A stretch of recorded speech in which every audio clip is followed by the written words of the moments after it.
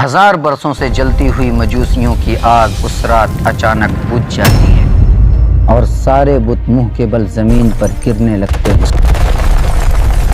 صدیوں سے جنات اور شیاطین کو آسمانوں تک رسائی حاصل تھی، مگر اب ان تمام راستوں کو ہمیشہ کے لیے بند کر دیا جاتا۔ رسول اللہ صلی اللہ علیہ وسلم کی بعثت سے پہلے پوری کائنات میں کچھ ایسی تبدیلیاں ظاہر ہوئیں جن سے یہ بتانا مقصود تھا کہ اب دنیا میں ایک بہت بڑا معجزاتی ہونے والا ہے۔ یہ صرف نشانیاں نہیں تھیں بلکہ ایسے معجزات تھے جن کا خاص تعلق رحمت عالم صلی اللہ علیہ وسلم سے تھا۔ ان کا پیغام تھا کہ اب تاریکیوں میں ڈوبا ہوا دور ختم ہونے والا ہے اور ایک نیا روشن زمانہ شروع ہونے کو ہے۔ ان بڑی عالمگیر نشانیوں میں ایک یہ تھی کہ آسمانی دنیا کی حفاظت کو انتہائی مضبوط کر دیا جاتا ہے۔ ٹوٹتے ہوئے ستارے اور شہاب ثاقب کے ذریعے جنات اور شیاطین کے راستے ہمیشہ کے لیے بند کر دیے جاتے ہیں۔ صدیوں تک جنات آسمانی مقامات پر جا کر فرشتوں کی باتیں سنتے اور پھر دنیا کے کاہنوں اور نجومیوں تک کچھ ادھوری خبریں پہنچاتے۔ وہ اپنی طرف سے اندازے اور خیالات ملا کر لوگوں کو مستقبل کے بارے میں پیشین گوئیاں لوگوں کو غیب کی باتیں بتلاتے۔ جنات اور شیاطین خود حیران تھے کہ آج ہمارے راستے کیوں بند ہو گئے ہیں، آج ہمیں آگ کے شعلے کیوں مارے جا رہے ہیں۔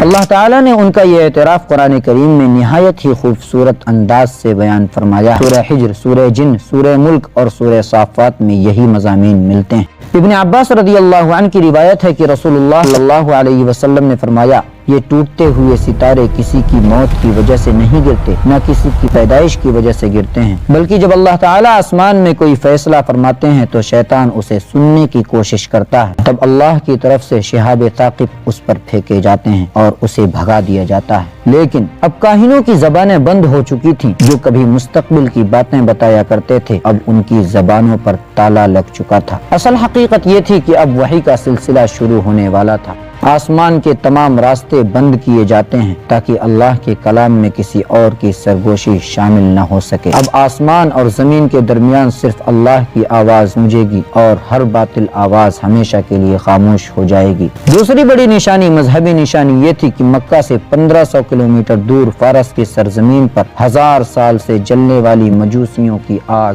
اس رات اچانک بجھ جاتی ہے۔ یہ آگ صرف مذہبی چیز نہیں تھی بلکہ ساسانی سلطنت کی روحانی علامت تھی۔ اس کی حفاظت پر مخصوص نگہبان مقرر تھے جو اسے ہمیشہ روشن رکھتے تھے۔ یہ آگ فارس کے بادشاہوں کی عظمت کی علامت سمجھی جاتی تھی، مگر نبی کریم صلی اللہ علیہ وسلم کی پیدائش کی رات یہ آگ اچانک بجھ جاتی ہے اور کوئی کوشش اسے دوبارہ روشن نہ کر سکی۔ پورے فارس میں حیرت اور خوف کی لہر دوڑ جاتی ہے۔ فارس کے گورنر نے فوراً بادشاہ کسریٰ تک یہ خبر پہنچائی کہ وہ آگ جو کبھی نہیں بجھی آج بجھ گئی۔ یہ واقعہ صرف ایک قدرتی واقعہ نہیں تھا بلکہ ایک دور کا خاتمہ اور ایک نئے دور کے آغاز کی نشانی تھی کہ باطل نظام، اندھیرے اور ظلمت اب ختم ہونے والے ہیں اور ہدایت کا سورج طلوع ہونے والا ہے۔ چنانچہ نبی کریم صلی اللہ علیہ وسلم کے دنیا میں آنے سے پہلے یہود کہا کرتے تھے کہ نبوت بنی اسرائیل ہی کے لیے خاص ہے۔ عیسائیوں میں سے بعض نے صاف کہہ دیا تھا کہ نبی آخر الزماں کا ظہور شام میں ہوگا، بس اسی چیز نے ان کو توحید کی حمایت کرنے سے روک رکھا تھا، لیکن پھر بھی یہودی علماء میں ایک بڑی تعداد اسلام لائی۔ چنانچہ جب حضرت عبداللہ بن سلام رضی اللہ عنہ نے رسول اللہ صلی اللہ علیہ وسلم کا چہرہ دیکھا تو کہا کہ یہ جھوٹے کا چہرہ نہیں ہو سکتا۔ اس کے باوجود بہت سے یہودیوں نے تکبر، عناد اور سرکشی کی وجہ سے اسلام لانے سے انکار کر دیا۔ ویڈیو انفارمیٹیو لگی ہو تو چینل کو ضرور سبسکرائب کریں، کیونکہ ہم نبی کریم صلی اللہ علیہ وسلم کی پوری زندگی، ولادت سے لے کر ان کی وفات تک کے واقعات کو اس چینل پر ایکسپلین کریں گے۔ ویڈیو کیسی لگی کمنٹ کریں۔ ملتے ہیں اگلی ویڈیو میں، تب تک کے لیے خوش رہیے، خوش رکھیے۔ السلام علیکم ورحمۃ اللہ وبرکاتہ۔